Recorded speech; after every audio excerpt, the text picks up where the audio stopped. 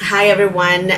Welcome to what I call the virtual room these days. And I'm sitting here with a friend from the Toronto theater scene, Julia Nish-Lapidus. Welcome and nice to see you. Nice to see you. Thank you. So, Julia, you and I have been connecting over the years with regards to Shakespeare Bashed and the different productions that you've put together over the years. But for folks who might not really know about Shakespeare Bashed or yourself, maybe let's give them a little bit of history. Yeah, Shakespeare Bash started over a decade ago, which feels absurd to say, by myself and my husband, James Wallace. And it was really our attempt to make Shakespeare fun and engaging. We always loved Shakespeare, but we weren't so excited about the way we were seeing it done all the time. We wanted something more social. So we started our shows in bars initially, and that's kind of what we became known for. I think you started supporting us when we were back in the I bars. remember those days. And the idea was that Shakespeare can be something that really starts a conversation, that you don't need to sit properly in your seat and be quiet, that you can really lean forward and engage with it and feel like you're in on the action. We felt like being in bars did that, and then people could stick around and have a drink and talk after and actually engage with what they were seeing. The company grew and grew, and we won some awards and received some great notices and worked with some incredible artists.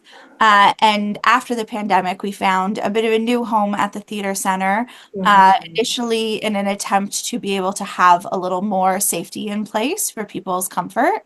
But we've found that it's such a great home for us, and we can still have that feeling of the intimacy in their incubator space, which is small and fun and really quirky. So it feels a little like a bar. Plus, they have a bar on site, so it feels like it's still us. But the idea behind our work is really to make Shakespeare fun for people, to take the stigma off of it, and remind people that if you want to engage with this work, it is for you, and you should be able to follow it and understand it and actually enjoy it. There's no one way you're supposed to watch Shakespeare, and that's kind of our goal with it. I like that, and I think that's what I try to tell people when they ask what might be different from these productions. I also like that they're in smaller settings myself. Not that I don't go to bigger productions, but sometimes it's also, maybe I just want to go by myself, right? And kind of just immerse myself in that space, and it's kind of nice to have that intimate setting. And I also will say that at the theater center, I think you can even bring your drinks inside, Sure can. just to let folks know about that. So, were you always somebody who gravitated to Shakespeare in your training? And, what is your connection to Shakespeare and the works? Yeah, that's a great question. I fell in love with Shakespeare when I was a kid. I was, I guess, a real nerd.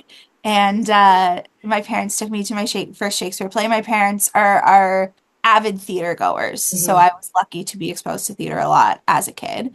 Um, And they took me to a Shakespeare play, and I thought it was the coolest thing. It was The Merry Wives of Windsor, and it was silly and funny, Hmm. and I loved it. I think I was like 9, maybe 10, maybe turning 10 soon. And I became obsessed, and I wanted to read it and see what it was when it was written, because I knew that the language felt different. So I started reading it, and for my 10th birthday, my parents got me a complete works of Shakespeare. That's how much of a dork I am. And I still have that. Uh, Nice.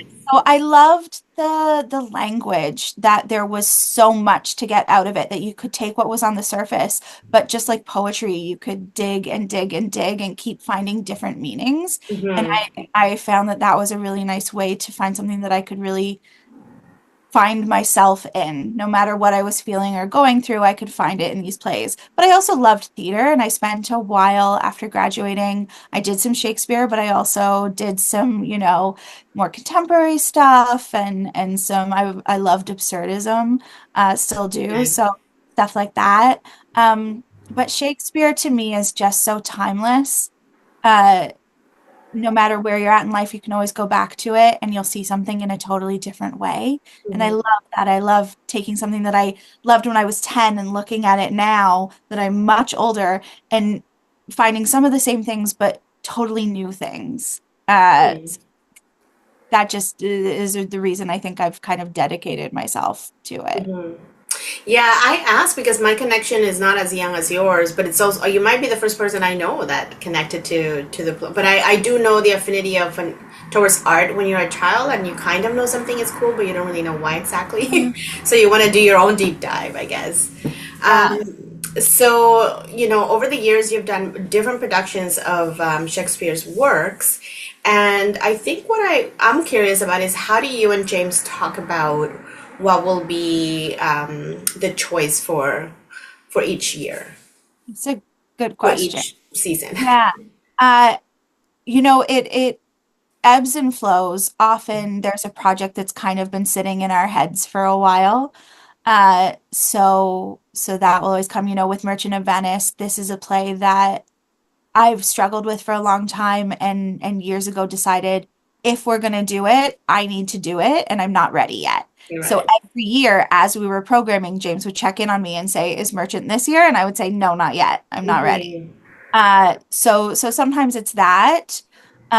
Sometimes it's an actor that we're really excited about. When we did King Lear, we wanted to work with Scott Wentworth on that, and it was supposed to happen before the pandemic. It took a while to coordinate Yes. schedules. So sometimes it's just scheduling, but also it's just kind of what we're talking about and themes that we see connecting because we also do staged readings every year and we like to kind of Hmm. find a theme connecting all the plays, things that we think are topical. Often we find we pick a play not because it's topical and then the world continues to happen and we Yes. realize, oh, this is becoming very topical right now. We did Richard III when Trump first got elected. Right. We didn't know that when we programmed it, but boy, did it feel relevant at that moment. But it really comes down to kind of, we also think at Bashed, we love to do plays that other people aren't Mm. doing as often. There aren't a lot of companies that are going to do the lesser known Shakespeares like Two Noble Kinsmen. Yes. No one's doing that. So last year Hmm. we did that. We were just like, this is a play that we're so excited about, and no one else is going to do it. So we're going to do it. Right. Yeah, that was a fave for sure. I mean, there's different ones that I like for different reasons, obviously. King Lear being one, my personal favorite of his works. So you mentioned, so this year you're doing The Merchant of Venice, and so you felt right at some point in the last year or so. Not right, but Yeah. ready, I mean. Yeah, I felt ready. It's a play. I'm Jewish, and it's a play that I've struggled with as a Jewish artist. I've seen a lot of productions. I've read a lot about it. I've talked to a lot of people about it. It deals a lot with anti-Semitism, also with xenophobia and racism. But because the character of Shylock is Jewish, anti-Semitism is one of the most prevailing themes in the play. And Hmm. I have not seen a production with many Jews involved in it. And Hmm. I have always felt that I could feel that in the production, that they're trying to talk about anti-Semitism, but there's actually no Jewish voice in the room to understand actually what that is or what the Jewish culture that they're talking about is. Hmm. So it always feels disconnected, or in an attempt to not be offensive, they erase all the anti-Semitism from the show, Interesting. uh, which in the end just makes Shylock, the Jewish character, a really heinous and terrible person. And I'm not saying he's not, but certainly there are things that happen to him to spur him on. Right. Uh, so I just became interested in bringing as many Jewish artists as possible to Hmm. come together and say, we all are going to have different feelings about this play, but let's see what happens if we bring our culture and identity to this play instead of trying to remove it.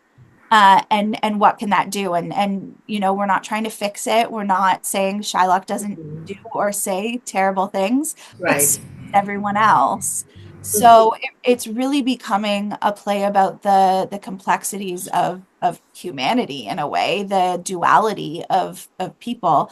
But in terms of, I needed some time to figure out how can I do this in a way Mhm. that wouldn't make me uncomfortable, wouldn't make other people uncomfortable in a bad way. I think our audience will be uncomfortable, but that's the play.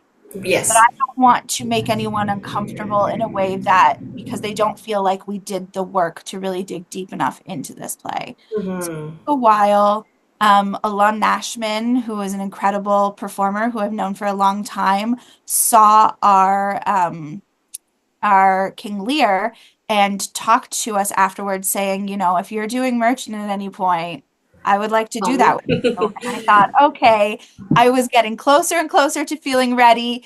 If you want to do this, we should do this. Maybe I'm ready. And by that point, we already had Two Noble Kinsmen coming up. So I thought, okay, I've got another year and a bit to get ready for this. And Hmm.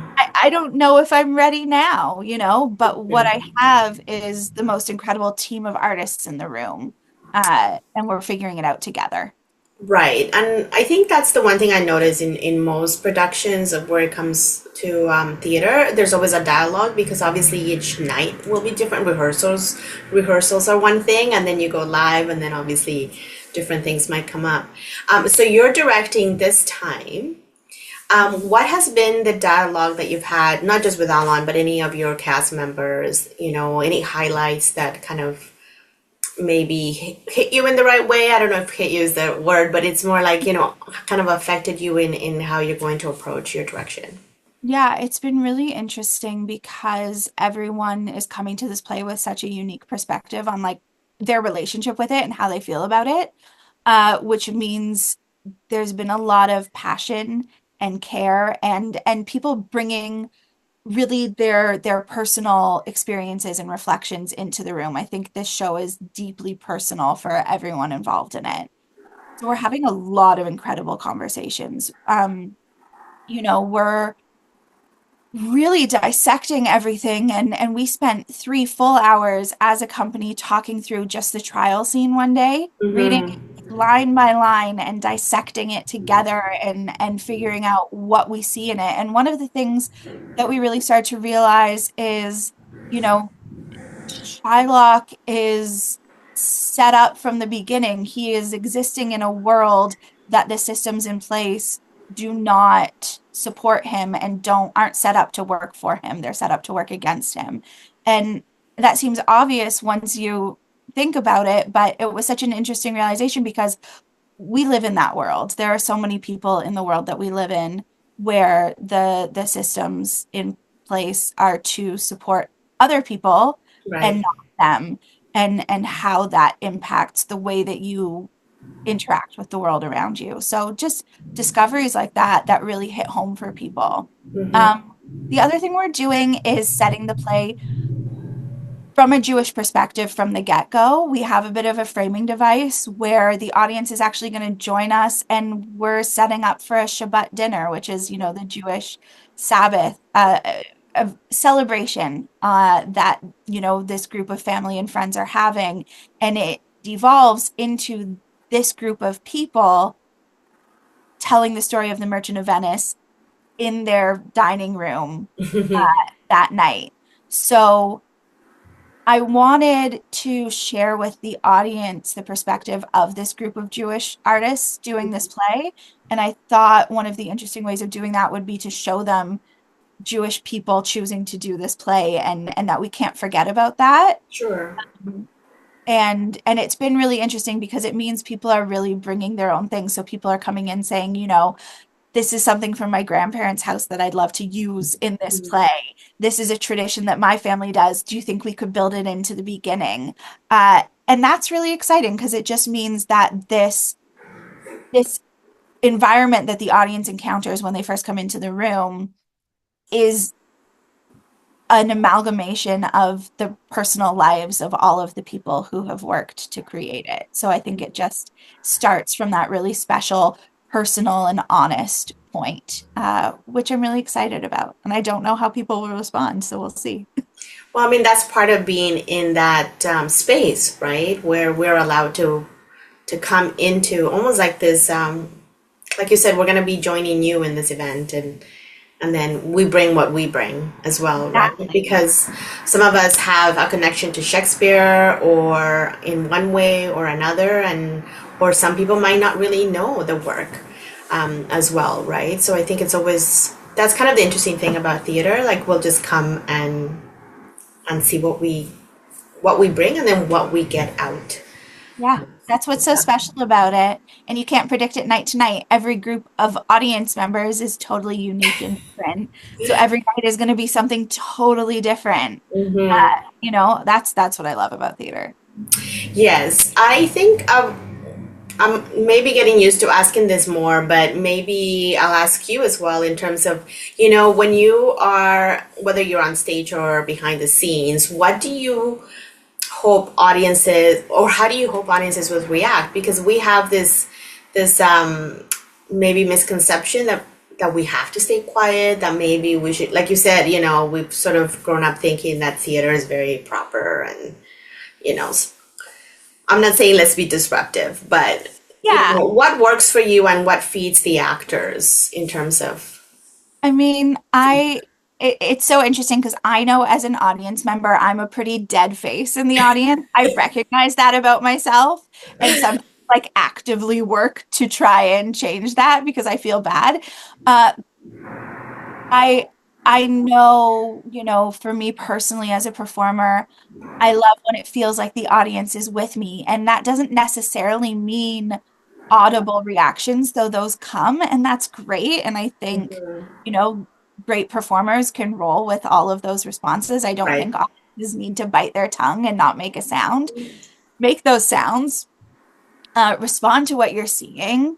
Um, but when it feels like the audience, instead of sitting back in their chair and kind of disengaging, is like leaning in and they're in it with Mm. me, that's really exciting because it feels like we're kind of going on this ride together, that they're part of it and I don't know where they're going to take me and they'll see where I take them. And it's kind of this nice relationship that we build throughout the play.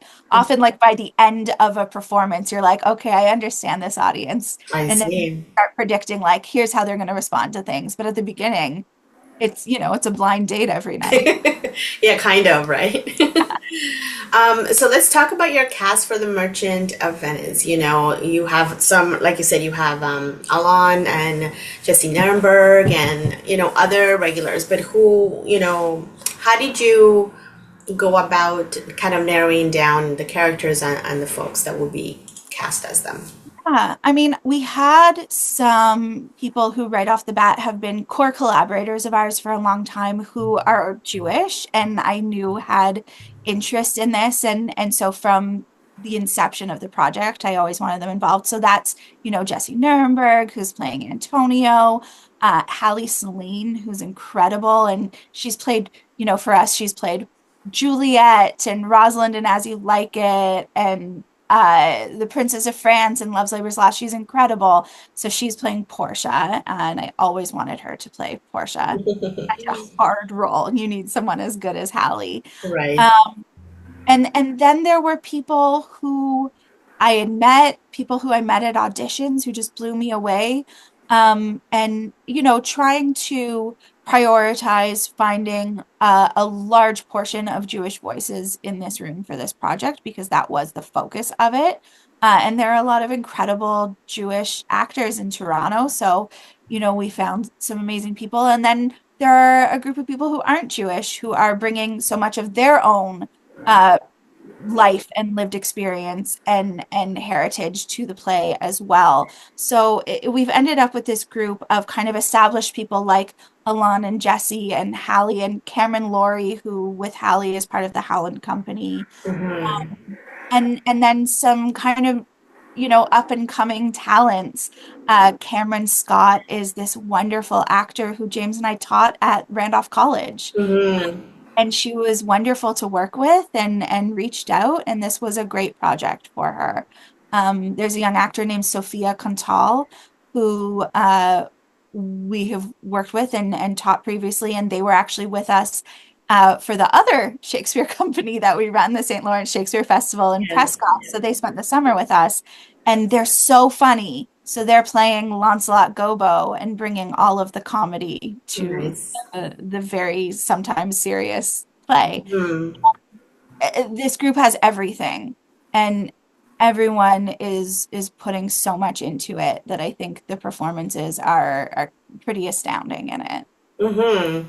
I'm looking forward to it. I know you have, it seems like you have a long run, like it's about 10 days or so, but you're already busy with your ticket sales, which is nice. Yeah. Um, do you do you find that there's any kind of from previous years, like does it start off kind of very busy and then in the middle it's not as busy and then at the end everybody rushes in? What is No, the flow of audiences? it's funny because I've been doing this for a long time, and Shakespeare Bashed has like a reputation of selling out our runs, which is wonderful. That's a thing I work very hard at because I think the artists we work with deserve to have full houses to perform to every night. So that's what I strive to give them. But everyone who's been with the company for a while really makes fun of me because no matter what's happening, no matter how well sales are going, I'm always stressing about it, saying, I don't know if anyone's going to come. I don't know what's going to happen. And everyone just kind of rolls their eyes and says, like, Julia, you say this every time. People always come. And I'm learning to calm down and chill out a little bit. But I find it's a compliment to the work we do. People have really followed us for years and want to come see our shows. So we end up really getting a nice solid sales right off the bat, and it's really increasing now. I think this cast and this play uh and everything, people are interested, so I'm excited. I hope we continue to have really interested, engaged audiences. Something I said to the cast the other night, I said our audiences are smart. Bash gets like a really intelligent audience who are interested in this investigation. So Hmm. trust that they're getting into it with you. The Bash audience is coming to engage in that. And I really feel that. We feel really lucky with that. That's a nice way of putting it, you know? We're kind of following the story along with you and seeing how it unfolds.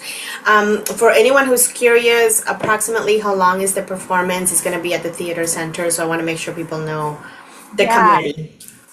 yeah, it's I mean, we're still figuring that out exactly, but I think it'll be about 2.5 hours plus an intermission. Under 3 hours for sure. It is a shorter play. I know that sounds really long in Toronto for theater, but Shakespeare plays are long. This is actually one of the shorter ones, so I think it'll be, under 2.5 probably. Yeah, I usually budget 3 hours because you also want to make sure you get there. It's winter in Toronto and I use transit. So, Yeah. you got to give yourself a little bit of extra time. And then at the end, then you're free to do what you want, like you said, have a Exactly. beer or And something. you can get there early and have a drink before the show, have a snack in the cafe. It's a great place to hang out and get out of the cold. So, yeah. Absolutely. Absolutely. I'm really looking forward to this production, Julia, and I appreciate your time. I know that you're busy with rehearsals, so thank you. It's always so nice to speak with you. It's so nice. Thank you for all your support over the years. It's really wonderful. My pleasure. Thanks again.